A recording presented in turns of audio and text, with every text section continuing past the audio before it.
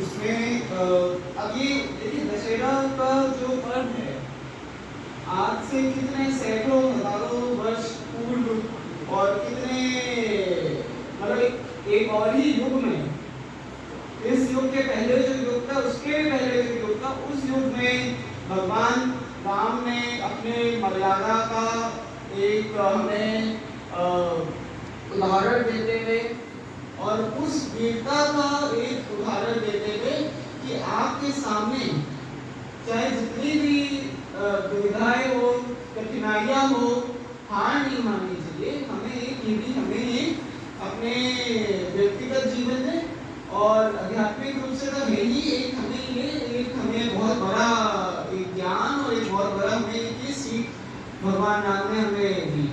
क्योंकि युग बदल जाते हैं, परिस्थितियां बदल जाती है, लोग बदल जाते हैं, लेकिन जो स्थिति क्या है असुर की और देव भाव वाले व्यक्तियों की और जो दानव भाव वाले या असुरी वृत्तियों वाले व्यक्ति होते हैं उनके बीच में कुछ ना कुछ कोई ना कोई युद्ध कुछ हमेशा जारी ही रहता है। क्योंकि युग बदलते ही इसलिए हैं। युग क्यों बदलते हैं? युग का बदलने का एक हम कह सकते हैं प्रयोजना या वो कुछ यही है। अब जैसे पुराने समय में कहा गया कि आदि काल में सतयुग में धर्म के 4 पैर थे, फिर 3 पैर हो गए, उसके बाद 2 हो गए, अब सिर्फ 1 बचा है। वो तो देखिए कहने की सब बातें होती है कि क्या है, अगर आप धर्म की ओर है, धर्म के पक्ष में है, हो सकता है आप अपने आप को उस भूमि में, हो सकता है जिस भी आपको कठिनाई में है, आप या जो भी आपकी व्यक्तिगत जीवन में जो परेशानियां है, अपने आप को कई बार जो है इतना शक्तिशाली या इतना शक्ति संपन्न ना समझ पाए या ना आपको लगे कि हमारे में उतना ओजस्व है, उतनी ऊर्जा है कि हम रोज उठे और रोज इस जीवन की कठिनाइयों को झेल पाए। क्योंकि आसान नहीं होता है। कठिन जीवन की एक पहचान ये है कि उसमें जो कठिनाई होती है, उसमें पीड़ा होती है, उसमें कई बार आप अपने आप को टूटा मानेंगे, कई बार अपने आप को टूटा पाएंगे। उसमें जब हम दशहरा का पर्व बनाते हैं और शायद आप में से कुछ लोग सत्यनारायण उस दिन आए भी हो कल, और नवरात्रि के दौरान भी हो सकता है आपको सौभाग्य मिला हो या ना भी मिला हो दशहरा के दिन सत्य मंदिर में उपस्थित होने का। लेकिन जिन्होंने आप लोग जो दशहरा में आप आए सत्य मंदिर में, जो आपको दर्शन दुर्लभ, जो दर्शन जो आज दर्शन दुर्लभ इसलिए कह रहे हैं क्योंकि दुकानें बहुत है धर्म की आजकल जो है। कई जगहों पे मंदिर के नाम पे दुकानें खुल गई है, कई स्थानों पे दुकानें खुल गई है। लेकिन एक हम आपको ये चीज जरूर बताएंगे कि मंदिर हमारे ओर से तो हम यही कहेंगे मंदिर तो पूरे विश्व में एक ही है, जहां आप आज अपने आप को पाने का और उपस्थित होने का सौभाग्य पा रहे हैं। तो जब आप कल दशहरा में आपने दर्शन किया होगा भगवान का, तो उस समय जो आपको एक ओजस हो, उस समय जो आपको एक भले उसकी भावना आती है, भगवान के आशीर्वाद की एक जो दर्शन होता है, उसमें आप क्या अपने आप को पा सकते हैं, क्या जान सकते हैं कि कठिनाइयाँ अनेक हैं और कई बार आपको वो क्षितिज भी नहीं दिखाई देगा कि किस ओर आप जा रहे हैं। कठिनाइयाँ तो है, लेकिन कहाँ जा रहे हैं, जीवन किस ओर जा रहे हैं, जीवन आगे क्या होने वाला है। कई सारे ऐसी परिस्थितियाँ आती है कि आपको नहीं मालूम है कल क्या होगा, परसों क्या होगा। अपने निजी उसमें परिवार में किसी की तबीयत खराब है, ज़्यादा तबीयत खराब है या कुछ भी है, आर्थिक रूप से दिक्कतें हैं, परेशानियाँ हैं, लेकिन एक बात, एक गारंटी जरूर रहती है हमेशा भगवान की कि चाहे जो हो जाए, चाहे जो हो जाए,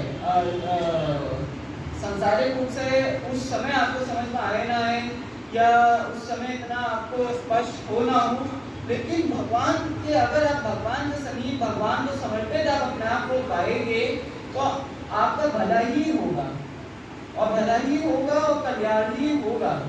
क्योंकि भगवान का जो रूप है, दर्शन है, कभी सुंदर और असुंदर भी होता है। भगवान का दर्शन असुंदर भी होता है कई रूपों में, हर रूप में हर ओर भगवान है, पूरी कृति में कण कण में भगवान है। तो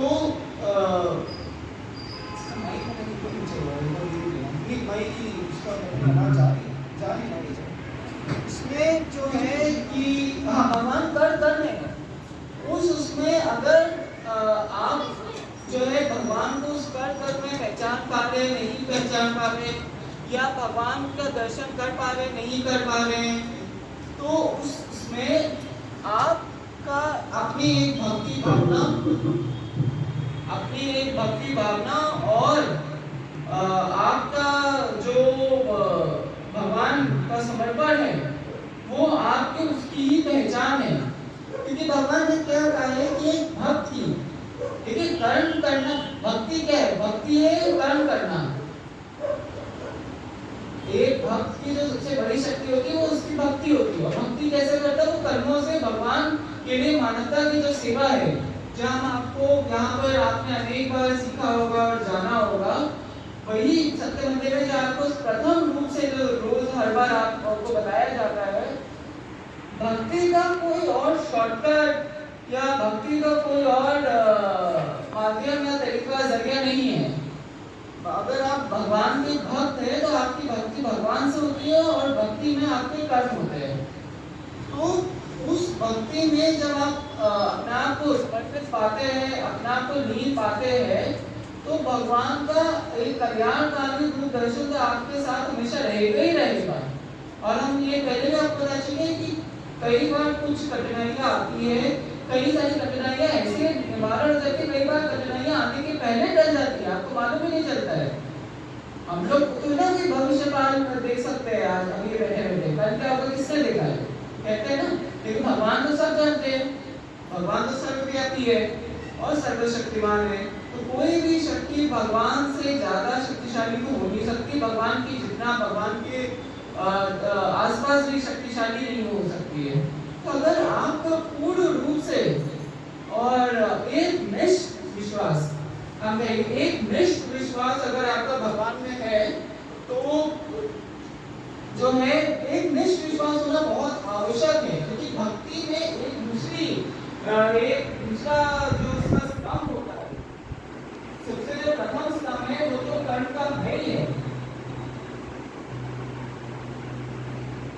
स्तंभ तो और भी है, स्तंभ ये भी है आपका भक्ति का कि आपका जो विश्वास है, क्या वो विश्वास एक निष्ठ विश्वास है, या आप अलग अलग जगहों पर जाके एक जगह सिर्फ यहाँ पर ही आते हैं। क्योंकि भगवान ने हमें कर्म कांड और पाखंडों आडंबरों से क्या करा है, क्या कहा है? दूर रहने को कहा है ना। भगवान ने हमसे कर्म कांड करने को नहीं बोला है, आडंबर करने को नहीं बोला है। लेकिन जब हम अपने निजी जीवन में, व्यक्तिगत जीवन में कुछ कठिनाइयां पाते हैं, तो आपको कई लोग माध्यम चलेंगे जो शॉर्टकट देंगे आपको। देखिए जब हम परीक्षा देते थे स्कूल में, कॉलेज में, तो उसको पास करने के दो तरीके थे, एक ईमानदारी से आप पास कर लीजिए, दूसरा चीटिंग करके पास कर लीजिए। लेकिन ये ऐसी कोई परीक्षा नहीं है, इसको एक ही पास करने का तरीका होता है। हाँ चीटिंग, लेकिन ये आपको कोई बताएगा नहीं कि चीटिंग करके ये परीक्षा पास नहीं कर सकते। चीटिंग का अभी क्या हुआ, अभी मेडिकल के एग्जाम का क्या स्कैम चल रहा है, क्या पैसा तो हम पास करा देंगे, वो लोग पास। तो ऐसे आपका पैसा लेकर शॉर्टकट देने वाले, चीटिंग कराने वाले अनेक मिल जाएंगे, क्योंकि उनका तो धंधा ही यही है, दुकानें हैं और चीटिंग करा के उनको अपने पैसे से मिल जाते हैं, उनका व्यापार चल रहा है।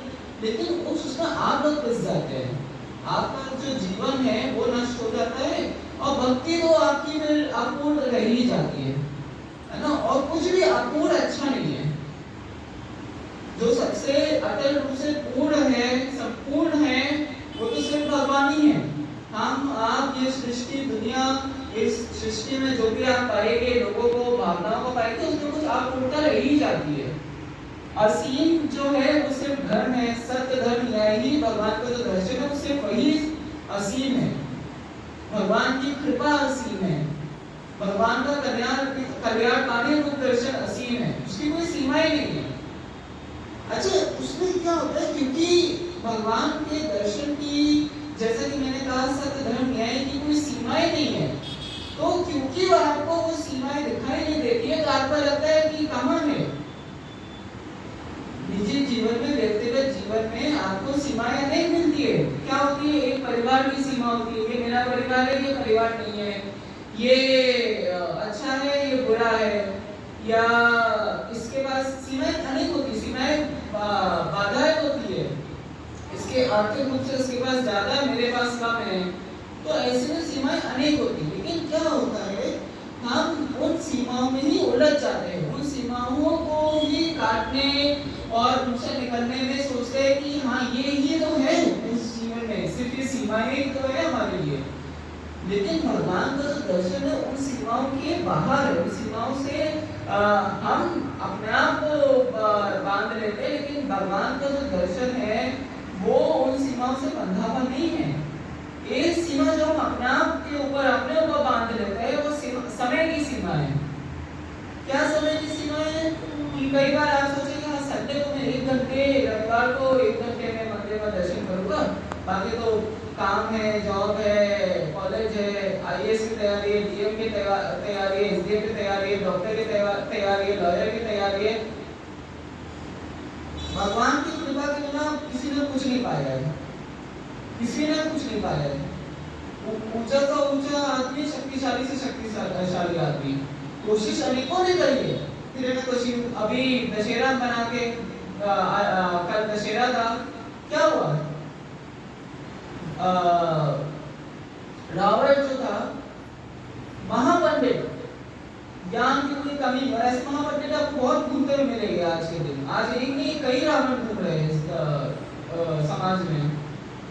10-10 सिर वाला, और 10 सिर क्या थे? 10 सिर तो ठीक ही है, शारीरिक रूप से तो थे, लेकिन जैसा हमारा और हम सब, सिर्फ शरीर तो नहीं है ना। सिर्फ शरीर बचेगा फिर तो आप जानते ही क्या होगा, जीवन ही नहीं बचेगा, है ना। सिर्फ शरीर नहीं है, आत्मा हम सबके अंदर है। तो उस 10 सिर वाले जो असुर को हम हर दशहरा में दहन करते हैं, वो सिर्फ उन 10 सिरों तक सीमित नहीं था। वो 10 सिर क्या थे? लोभ, मोह, माया, ये सब जो वृत्तियां है, वो 10 जो वृत्तियां है, इसका एक तरीके से कह सकते हैं रावण जो सबसे सबसे ज्यादा आसानी से दिखने वाले रूप है। लेकिन सिर्फ रावण में वो वृत्तियां नहीं, उन वृत्तियों को, जब उन वृत्तियों की सीमाएं वो नहीं, कोई आप नहीं कर पाते, तब आप अपने आप को असुर समझ सकते हैं। ये जो वृत्तियां, हम अपूर्ण है, इंसान अपूर्ण है, हमारे शरीर की भी एक सीमा होती है। एक सीमा के बाद हमें त्यागना होता है। उसमें क्या सीमा? वो हमारी आत्मा है। लेकिन जब हम उस सीमा और असीमा के बीच में अंतर नहीं कर पाते हैं, रावण है, कोई भी असुर है, कंस क्यों ना हो, जन्माष्टमी हमें अभी हाल ही में बनाई, वो एक असुर, वो असुर बहुत सारी चीजें बनाता है, लेकिन एक चीज जो अवश्य उसको असुर बनाता है, वो असीमा और सीमा के बीच में अंतर नहीं कर पाता है।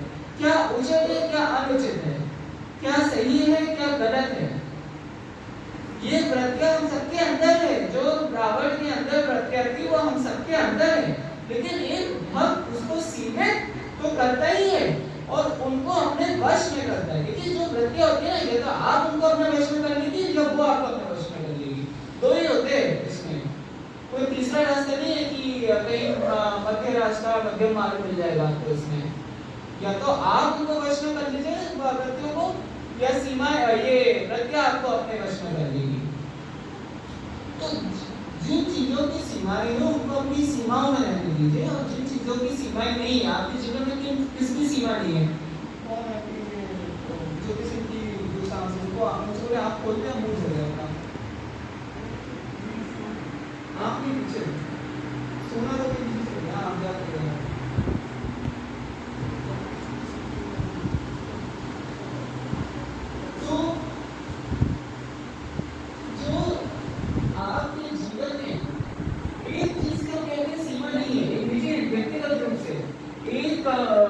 अगर हम आपको व्यक्तिगत संसारिक जीवन में वो भी समय की सीमा नहीं है। क्यों नहीं है? क्योंकि समय का अंत हमने आपने किसी ने नहीं देखा है। समय का अंत तो तब होगा जब प्रलय आ जाएगा, उस समय के ऊपर एक भगवान है, तो वो तो हमें असीम समय मिला है। उसमें से कितना हम उसमें इस्तेमाल कर पाते, कितना यूज कर पाते, वो हम पर निर्भर करता है।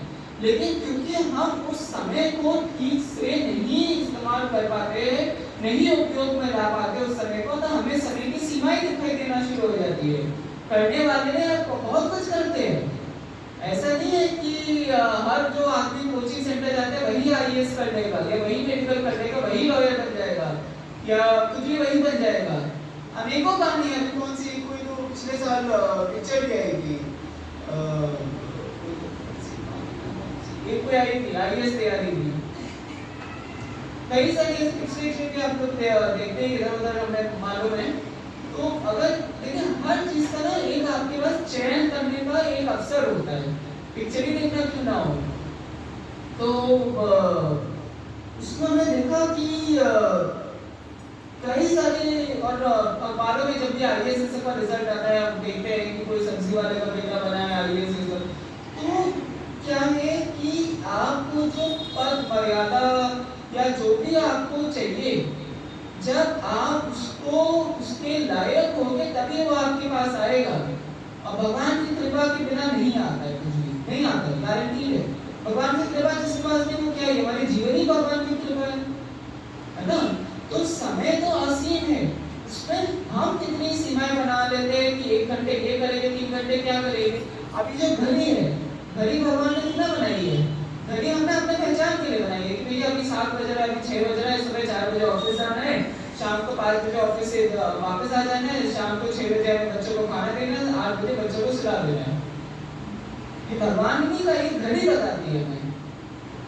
तो वो घड़ी में जितनी सीमा है, जितना काम है, हमें व्यवस्थित रखना, हमें ऑन टाइम रखना, उतनी ही सीमा तक उसको बांधिए। उस घड़ी को अपना तो नहीं बांधने दीजिए। मान लीजिए वो घड़ी एक वृत्ति है, अगर आप बार बार पे उस घड़ी को देखेंगे तो वो घड़ी आपको समय नहीं बता रही है, वो घड़ी आपको आपकी सीमा बता रही है कि नहीं 1 घंटा है, 1 घंटे के ज्यादा तो कुछ हो ही नहीं सकता हमसे। लेकिन अब क्या होता है, जैसे जो आईएएस की तैयारी कर रहे थे, डॉक्टरी की तैयारी कर रहे थे, वो पढ़ाई करते थे, बार बार समय नहीं देखा करते हैं, रात दिन जैसे तैसे खाना खाते, उसी समय पढ़ते हुए, उस समय कोई समय की सीमा नहीं होती है। अगर आपको आईएएस की तैयारी करवानी है, किसी भी कोई तैयारी करवानी है, एमबीए करना है, चलो बड़े बड़े शब्द बोले, एमबीए कराना है, बीबीए कराना है, कुछ भी कराना है, बीएड कराना है, एमएड कराना है, 12th पास कराना है, 11th पास कराना है, 12th पास कराना है, कुछ भी पास कराना है। अगर जिंदगी में फेलियर रह जाना तो अलग बात है, कुछ भी पास करना है तो अपनी सीमाओं को आपको तोड़ना होगा। उन सीमाओं को जो आपको बोलती नहीं तो तुम नहीं कर सकते हो, नहीं तुम्हारे पास समय नहीं है, उन सीमाओं को अपने निजी जीवन में भी आप तोड़िए। बाकी समाज की सीमाएं तो रहती है, और इसमें आपको नई बात बता नहीं जा सकता, हम जानते हैं हर जो समाज ने सीमा ऐसी बांधी हुई है जो भगवान ने नहीं बताई है, चाहे वो धर्म की हो, चाहे वो कास्ट की हो, जाति की हो, या उसको तोड़ के भगवान के समर्पित हो जाना है। लेकिन एक सीमा समाज जो आपके ऊपर फिर आपको वो समाज ऐसे डालता है कि आपको नहीं मालूम चलता है। वो समाज आपको छोटे से या आपके आसपास के लोग, परिवार के लोग, ऑफिस के लोग, दोस्त बंधु लोग, ऐसे वो आपके ऊपर सीमा डालते हैं, आप इतने अच्छे से उसको खुद ढक जाते हैं, आपको खुद नहीं मालूम चलती है। फिर वो दोस्त बंधु रहे ना रहे, आप खुद अपने को सीमा में बांध देते हैं। वो सीमा है समय की।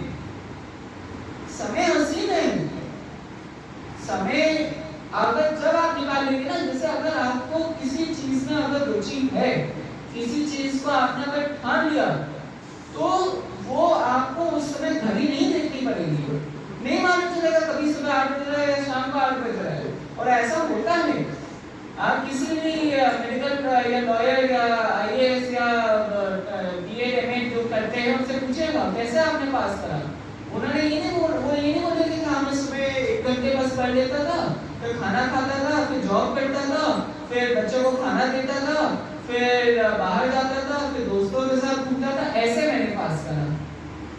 परिश्रम का भी कोई सब्स्टिट्यूट या कोई शॉर्टकट नहीं है। कठिनाइयां अगर हर व्यक्ति के जीवन में आती है, लेकिन एक सफल व्यक्ति, अब हम सिर्फ भक्ति तो है ही, लेकिन भक्त तो आप सबको बनना है, लेकिन हम उन शब्द बता रहे हैं जो आपको शायद व्यक्तिगत जीवन में समझ आए। एक सफल और असफल जीवन के बीच में यही अंतर होता है कि वो जो है अपनी सीमाओं को विस्तार देता है। कुछ सीमाएं जो है शरीर की सीमाएं है, आर्थिक रूप से सीमाएं है, उसको अपने आप को रोकने नहीं देता है। अगर आप व्यक्तिगत जीवन में उन सीमाओं से बंध रहे और अपने आप को रोकने दे रहे, अध्यात्म तो सबसे ऊपर होता है। और दूसरा हम ये भी बताना चाहेंगे कि अध्यात्म, आपके जीवन में जो अध्यात्म है उसकी भी कोई सीमाएं नहीं है कि सुबह 15 मिनट अध्यात्म माने सुबह 15 मिनट पूजा करना, शाम को जो भी 10 मिनट जो भी आप या कोई लोग करते हैं या वगैरह वगैरह, या 9 दिन अध्यात्म को लोग 9 दिन में बांध देते हैं या 1 दिन में बांध देते हैं या किसी व्रत में बांध देते हैं। तो अध्यात्म में की भी कोई सीमाएं नहीं है कि ये इस सीमा तक अध्यात्म, इस सीमा तक राजनीति है, इस सीमा तक हमारे व्यक्तिगत है। अध्यात्म तो हर ओर है। जैसे अध्यात्म भगवान का जो कृपा है, भगवान की जो महिमा है, वो जो है उस वायु, उस हवा जैसे जिसको हम अपने श्वास में सांस अंदर बाहर लेते हैं, दिखाई दे ना दे, लेकिन वो हर ओर है। ऐसा तो नहीं होता है ना कि हम खाते टाइम सांस लेना छोड़ देते हैं या सोते टाइम सांस लेना छोड़ देते हैं, या कभी आप जिसकी सांस छूट जाती है उसका जाके मृत्यु हो जाती है। तो जैसे सांस लेना ये जीवन है, वैसे अध्यात्म ये जीवन में है। जैसे आप सांस लेते हैं ना, उतना ही नेचुरल, उतना ही ये आपके जीवन में उतना ही वो होना चाहिए, हर रोज उपस्थित होना चाहिए। भगवान से संबंधित जो भी है ना, भगवान सर्वव्यापी है, वो हम जानते हैं, है ना। भगवान सर्वव्यापी है, तो भगवान की जो कृपा है, भगवान की जो महिमा है, और भगवान से जो आपका अध्यात्म जोड़ता है, वो भी सर्वव्यापी ही होता है। उसमें अगर आप सीमाएं ढूंढे तो अलग बात है, उस सीमाएं आप जो ढूंढे थे वो आप खुद बना रहे हैं सीमाओं को। वास्तव में अगर हम आपको एक किसी जंगल में या किसी शहर से बाहर कहीं ऐसी जगह छोड़ दे जहाँ लाइट नहीं हो, घड़ी नहीं हो, तो क्या होगा? ऐसा तो है नहीं ना, जहाँ पर आप किसी जंगल में, गहराई के जंगल में आपको छोड़ दे तो वहाँ 7 नहीं बज रहा होगा, लेकिन क्या आप उस समय सोचेंगे अरे 7 नहीं बज रहा है तो मैं खाना नहीं खाऊंगा? भूख आपको 7 बजे लग जाएगी, चाहे वो घड़ी में आपको 7 दिखाई दे ना दे। तो ये तो 7 बजना तो घड़ी का एक मैकेनिकल वो टाइम है। जैसे आपको घड़ी दिखाई देना दे, आपको समय रहते नींद आना या नींद खुल जाना या भूख लगना या ना भूख लगना होता है, वैसे आत्मिक रूप से आपके आत्मा को वो एक भूख जो लगती है ना, वो हमेशा जारी रहनी चाहिए। उस समय देखकर वो भूख नहीं लगती होती है कि अगर हमने नहीं देखा कि 7 बजे तो 7 बजे भूख नहीं लगेगी, लग जाएगी, खुद मालूम चल जाता है कि थोड़ी तो देर हो गई है। थोड़ी ना शेर ये सब करते हैं कि अरे अभी किरण जा रहा है, अभी 7 नहीं बजे, अभी नहीं खाएंगे। उस शेर जो है एक हम कहेंगे एक जो जानवर है और आप में क्या अंतर है? आप सीमा और असीमा के बीच में अंतर जानते हैं।